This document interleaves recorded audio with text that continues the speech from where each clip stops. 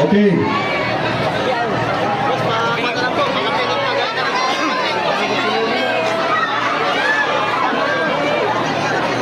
Ladies and gentlemen, siyempre, para mas mainam, nandito ang ama ng siyudad ng Ilagan, Mayor J.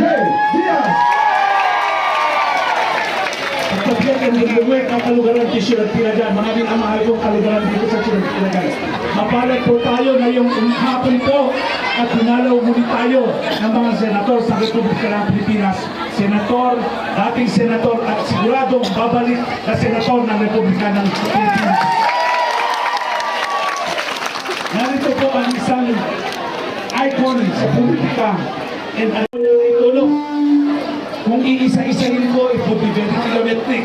Kayo mga minamahal ko, mga barangay captain sa narito ngayon, kayong mga opisyalis sa narito ngayon, yung mga pasyente po natin dyan sa Cagayan Maxas City of Ilagan Medical Center, naglaan po siya ng pondo at nagbigay ng pondo para yung mga hindi nakakabayad ng mga pasyente natin ay doon natin kinukuha, palakpakan natin, Senator. Hindi lang po yun. Noong isang taon na nagkaroon tayo ng program ulit, dinalaw ulit tayo ng Senator Tolentino. Nagbigay muli siya po ng amphitheater ng Isabela School of Arts and Trades, yung pagsuporta na sa edukasyon. So marami po siyang itulong dito, pabalik-balik. Alam niyo naman, pag pabalik-balik, masarap, di ba? Pag pabalik-balik siya. Mapalad rin po tayo at makikita natin ang isa sa mga champion of the masses. Palakpakan natin, walang iba kundi si Senator Manny Pacquiao. Ang isang exemplar of public service. Alam nyo, sa DILG po siya nanilbihan bilang sekretary. Nakita nyo yung quality ng transformation ng ating bansa, yung transformation ng governance, lalong-lalo na sa baba, dito sa local government unit po natin. And Besmir's reputation, palakpakan po natin, siguradong uunlad tayong lahat pag makasasama natin sa Senado, walang iba, kundi si Senator Benhan. Dati po natin siyang presidente sa League of the Cities of the Philippines na kung saan miyembro ang City of Ilagan. Napakagaling niyang presidente. Palakpakan po din natin sila. Pagkakita po natin sila ng pagkakataon na makapagtalumpati na sa ganun, lalo po natin silang makikilala. Again, in behalf of the officials of the City of Ilagan, our beloved senators, we welcome you with warmth and cordiality in the city. Palakpakan po natin sila lahat. Thank you so much, Mayor J. Diaz. Makinig tayong lahat.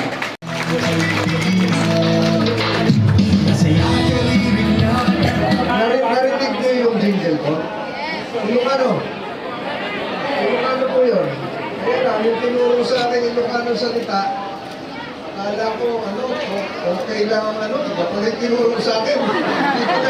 Hindi ko na babanggitin dito, Mayor Diaz, at sa lahat po ng mga konsehal na nandito, mga kapitan, makamagalit kayo sa akin.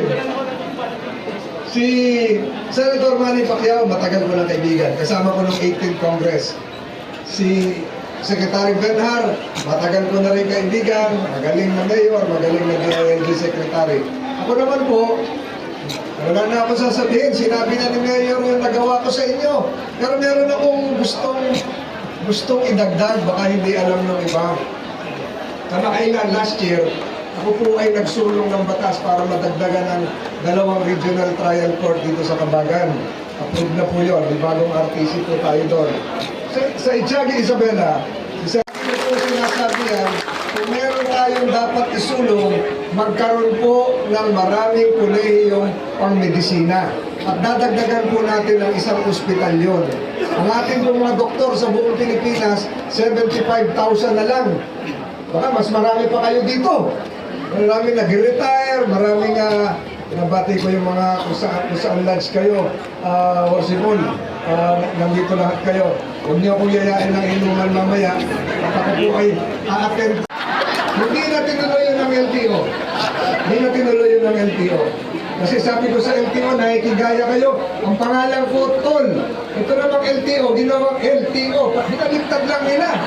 Ano yung ginagawa nila? Noong kamakalawang linggo, inaprubahan po namin sa Senado, yung isang batas na sinulong ko rin, wala na pong, para po ito sa mga nagmumotor, si Senator Manny, nagmumotor din, wala na po yung doble plaka, no? Wala nang plaka sa harap, sa likod na lang. At yung plaka, hindi kasing laki ng open van. Ang gusto nila kasing laki ng open van para makita raw agad. Sabi ko, hindi plaka yan, placard yan. Wala na rin yun. Oh, okay. Wala naman yung masasabi ko.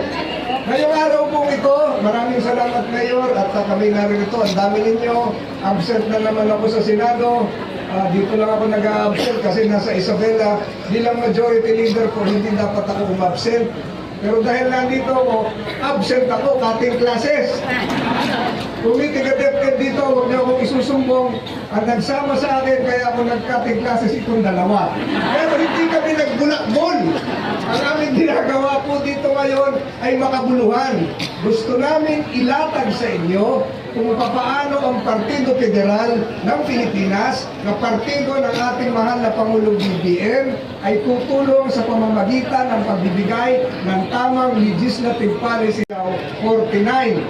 Pagising namin, ang number ko na 62, siya 50. Nadagdagan, kaya sabi ko sa kanya, huwag na tayo matulog sa Isabela. Baka bukas 63 na ako, ikaw ay 51. Pero si Senator Benhar, number 1 pa rin yung kanya, hindi nagbabago. Sa mga kapital po natin, mga nakaraan linggo, ako po yung nagsulong ng batas para hindi na kayo magka-eleksyon sa December 2025. Ang eleksyon nyo ay September 2070.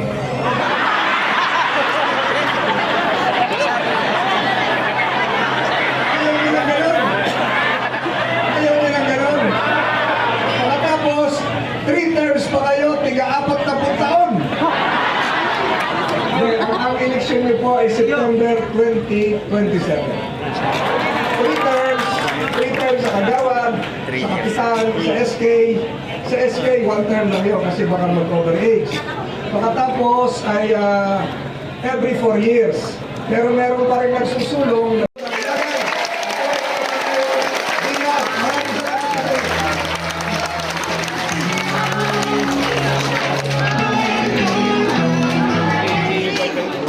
The Senate Majority Leader, ang tol ng bawat Pilipino sa kanya walang putol ang serbisyo. Tol, Senator Tolentino. Ito, susunod, panandalian man ang kanyang mahalagang papel sa Department of Interior and Local Government, pero halos naging maayos lahat. Maayos, umaagos ang serbisyo. Serbisyong umaagos kay Senator Abalos.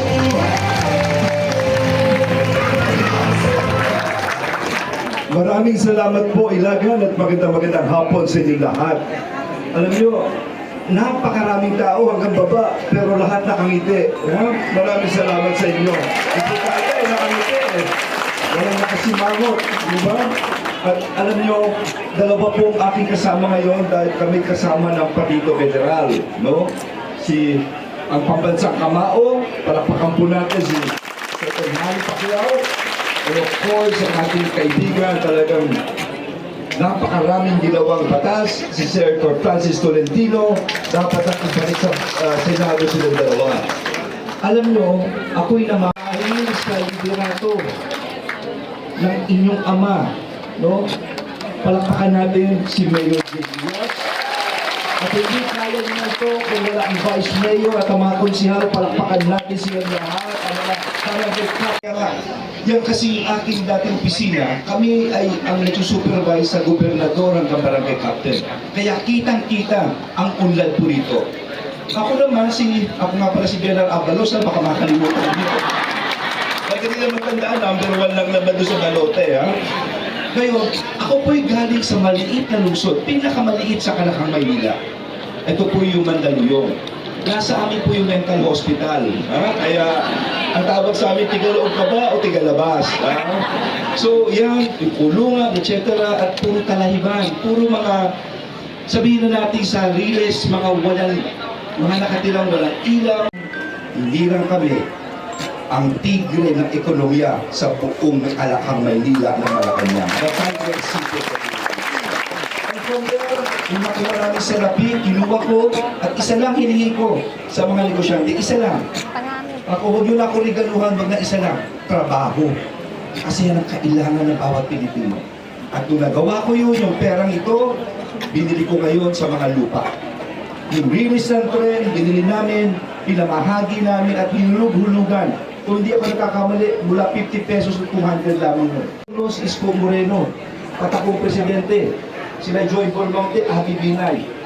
Baliktad ang ginawa ko. Sabi ko, hindi ako ang boss nyo. Kayo ang boss ko. Tandaan niyo ito, 9% ang ating mga pulis ay mga bayani. Kailangan lamang gawin ito para i-cleanse.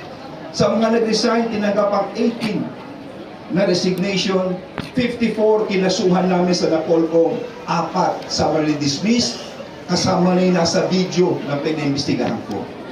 After 1 month, si Alice Goo, tinawagan ako, pumunta ka rin sa Indonesia, papakawalan nila, wala raw kaso.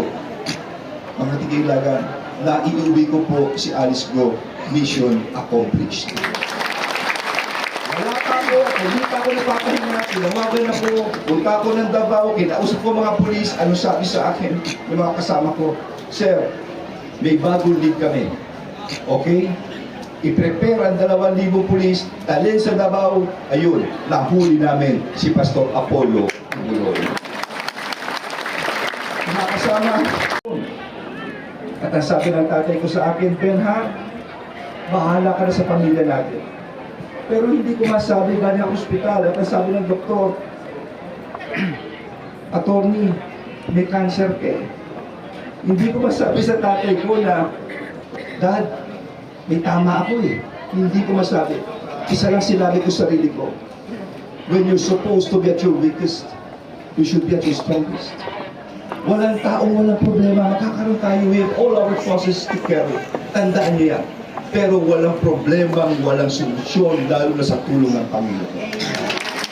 Ano nangyari? Mawala sana ang ama ko. At ngayon po, lahat ng cancer sa katawan ko nawala. Sa ngayon, ito lang po ang sa akin. Ang sa akin lang, hindi lang kailangan ng talino. Kailangan mo ang tapang tindigan kung alam mong tama o hindi. Kailangan mo kumpiyansang tumayo. Maski mag-isa ka na yan, tayuan mo yan. At higit sa lahat, kailangan mo ng puso para makinig at umakap na ibang tao. Yan ang tunay na pwede. Sa inyo pong lahat, nandito kami ngayon para makinig. Sabi ko nga, ang tama paglilikod ay ang tama at tapat na paglilikod. Sa inyo pong lahat, ang aming sariling karir, ang aming reputasyon will speak for ourselves. Ilagan muli sa inyong pagtangkap sa amin, sa inyong mga kiti, mahal na mahal namin kayo. Mabuhay kayo lahat. Maraming salamat po.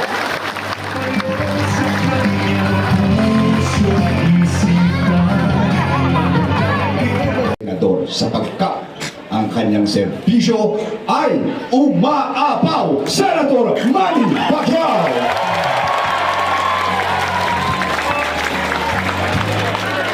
Magandang hapon po sa ating lahat. Unang-una, nais natin pasalamatan ang ating Panginoon sa magandang panahon at siyempre malusog na pangatawan at lagi tayong ligtas sa kapahamakan.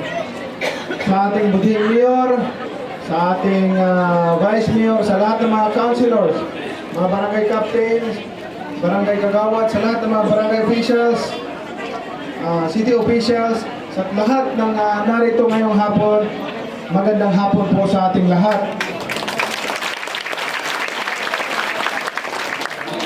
Alam niyo po, gusto kong ikwento ulit sa inyo, maaari yung iba alam na yung kwento ng buhay ko, pero yung iba hindi pa nakakaalam buhay ninyo. Pero yung buhay na naranasan ko, yun ang nagtitrigger palagi sa akin para ipaglaban ang mga mahihirap na tao. Kaya ako nandito tumatakbo dahil gusto ko ipaglaban at ipagtanggol at siyempre mabigyan ng magandang kinabukasan ang ating mga kababayan na naghihirap. Alam niyo po, ang Manny Pacquiao, bago ako nakilala, nakatira po kami sa bundok. As in, literally bundok po talaga, kahit motor hindi pwede mag-akyat. Hindi pwede mag-akyat. Doon sa highway, motor, mag-akyat, bababa ka, tapos maglalakad ka pa paakyat ng ganon. Paakyat mga 1 oras bago ka makarating doon sa pinakabundok. Yun po ang tirahan namin. Hindi ako mahiya. Hindi ako mahiya kasi who am I in my family para magyabang ako? Wala akong karapatan magyabang. Kung anong mayroon ako, kung anong na-accomplish ko, kung anong naabot ko. Dahil galing din ako sa pinakamahirap na pamilya. And then naranasan namin hirap sa buhay ng pamilya ko. Gusto ko ikwento sa inyo bakit ganito ako ka-inspired magserbisyo, determinado magserbisyo, tulungan ng mga tao. Bakit? Kasi tayong lahat, hindi tayo forever dito sa mundo. Kahit ano pa kalaki yung pera mo, kahit ano kalaki lawak pa yung lupain mo, kahit ilang billion pa yung pera mo sa bangko, pag tayo nawala na, pag kinuha na ng Panginoon ang buhay natin, iiwanan natin lahat kaya wala pong nagmamay araw. Iba na rin ang magmamay-ari yan pag nawala na tayo dito sa mundo. Ang pinaka-importante po, para malaman ng lahat, ang pinaka-importante,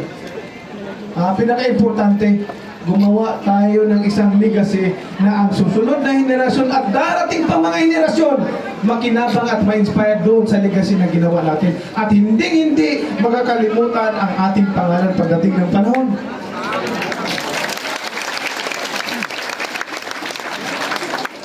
Tuwing may nakikita po ako mahirap na pamilya, hindi ko po maiwasan na maisip yung experience namin sa buhay na pinagdadaanan ko. Ito, may nagdaanan ng buhay namin mga kababayan ko. Isang araw, nung maliit pa yung mga maliliit pa po kami, at yung kapatid ko na bunso, 5 years old, 1:30, mag-2 na ng hapon, wala kaming almusal, wala kaming pananghalian. Iyak ng iyak, mama, pagkain. Hindi nagkakaintindi nung sinabihan ng magulang namin na wala tayong pera pambili ng pagkain. At ang pinakamasakit, habang umiiyak yung kapatid ko, tumutulo ang luha namin at tumutulo ang luha ng mama namin, na sinasabihan kami, mga anak, pasensya na kayo. Inom lang muna kayo ng maraming tubig para makasurvive ka, baka mamaya makahanap tayo ng pagkain. Tumutulo ang luha namin, tumutulo ang luha ng magulang ko na wala kami makain kundi tubig lang inumin para makasurvive. Yan po, pag may nakikita ako mahirap na pamilya, yun ang nararamdaman ko. Yung experience ko sa buhay, kaya gusto kong ipaglaban ng mga mahirap. Dahil po, marami naghihirap dito sa ating bansa. Bakit marami naghihirap dito sa ating bansa? Dahil po sa laganap na korupsyon sa ating bansa. Totoo yan. Corruption is the cancer of this country. Whether we like or not, yan po ang katotohanan sa ating bansa. Pero sinasabi ko sa inyo na pagkatapos ng buhay natin dito, may dalawa po tayong pupuntahan. Dalawa patutunguhan natin. Eternal suffering or eternal happiness. And ang gusto kong gawin, ang ginagawa ko dito sa lupa, gusto ko pag ako'y nawala na, pag tayo nawala na, mawawala man talaga tayo dito.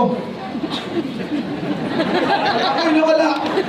Gusto ko, salubungin ako ng Panginoon. Well done, good and faithful servant. Come into my paradise. Ang sarap pakinggan. Because that's eternity. Eternal happiness.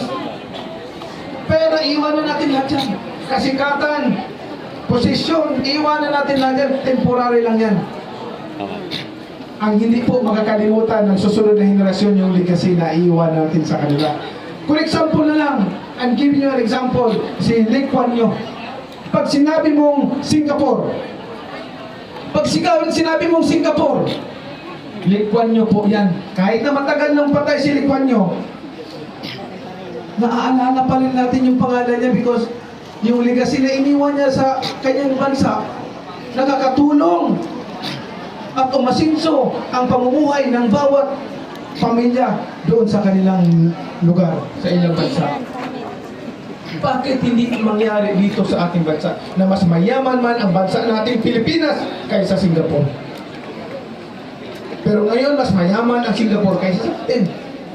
Bakit? Ang dami nating mga matatalino dito. In fact, pag ang isang leader magaling magsalita ng English, uy, he's a genius man, he's a smart person. Pag may magaling mag-English, may magaling magsalita ng English, oh, matalino ito.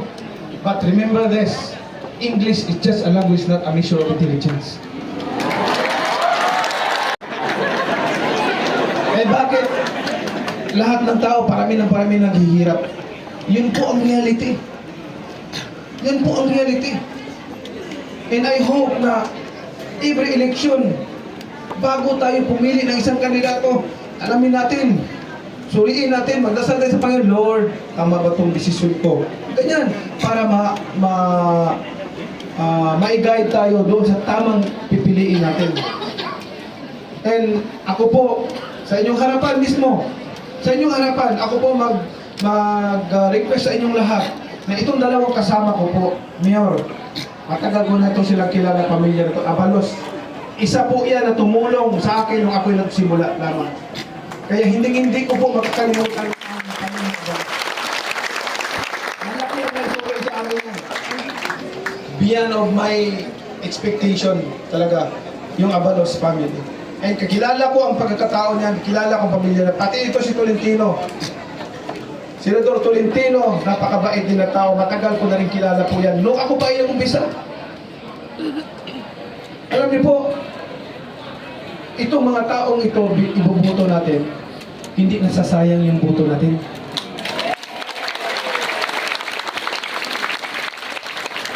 Yung 2 buto, 3 buto ninyo, worth it na kaagad dyan. Hindi masasayang. Dahil ang tinitinang kapakanan ay para sa bayan ng Pilipino. And gusto ko lang pong ipaalam sa inyo, 12 po kami sa slate na. Iharap mo sa akin, di ba? Sadyakan si Paki ito. Mga mayabang dyan. Ay, kilala niyo naman ako. Madinig ba din ito? Pero ang gusto ko, madinig ba ka doon sa tama? O, di ba? Doon sa tama, hindi yung madinig ba ka doon sa kasamaan, pangit naman yun. Di ba? Ang gusto ko lang na umasinso ang ating bansa, ang mga mamamayan nating mga kababayan na naghihirap. Gusto ko po yun, magkaroon ng sariling tahanan. Yan ang dream ko. Magkaroon ng sariling hanap buhay. Alam niyo, bawat panalo ko po sa boxing, para, kasi marami pong nagtutulak sa akin, sabihin mo lang yung mga ginawa mo sabi ko, hindi naman pera ko ng sarili ko naman yun, bakit ko ipapaalam sa tao na ito yung mga ginawa ko? Hindi, ang dapat ko lang ipaalam sa tao na yung mga pera ng gobyerno, kasi accountable tayo doon, kailangan ipaalam sa kanila. Sabi ng kasama ko, hindi, sabihin mo kasi yung ginawa mo hindi nila alam. Actually po, bawat panalo ko sa boxing, talagang naglalaan ako para sa community. Nagbibigay po ako ng mga house in lot po, libre po, walang bayad.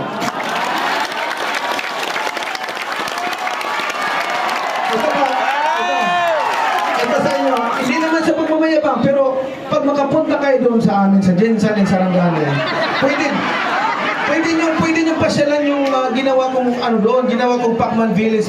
Hindi lang 1, 2, 3, 4, 5. Hindi lang 5 Pacman Village, pero ang ganda, parang subdivision. Talagang subdivision. Malapit sa City Hall, malapit sa Kapitolyo, malapit sa munisipyo. Hindi yung nasa bundok, lahat. Kasi ang sinasabi ko sa kanyo, anin ko naman yung lupain. Pag ako'y nawala na, iba na rin may-ari niyan. Mas mabuti na yung iiwanan ko na legasya para sa kanila na kahit 200 taon lumipas, yung mga residente doon, hindi lang makalimutan, ay, binigay sa amin ito ni Senator Manny Pacquiao. Ano kaya kung sa buong Pilipinas natin ginawa yun? Yan po ang nasa puso ko. Kasi kami man po, wala kami sa tahanan. Natutulog ako sa kalye. Natutulog ako sa kalye. Kung sobra-sobra po talaga ang pera ko, why not buong Pilipinas? Why not buong Pilipinas? Pero may pera dyan para sa inyo. Yung pera ng ating gobyerno, kailangan maiayos at maimanage ng gusto. And yet, pagnanakaw nila sa gobyerno. So, asahan ninyo mga kababayan ko, kahit nakatalikod kayo, hindi ko kayo tatalikurin dahil sa Panginoon ang commitment ko. Hindi lamang sa inyo, kundi sa Panginoon pati.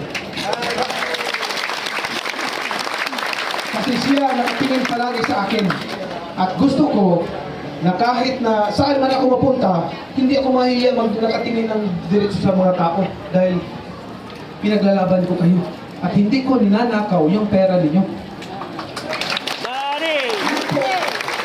Kasi ang ultimo pera ko, ginagastos ko para sa inyo, para makatulong sa pagtaong bayan. Yun po. Maraming salamat po. Mari!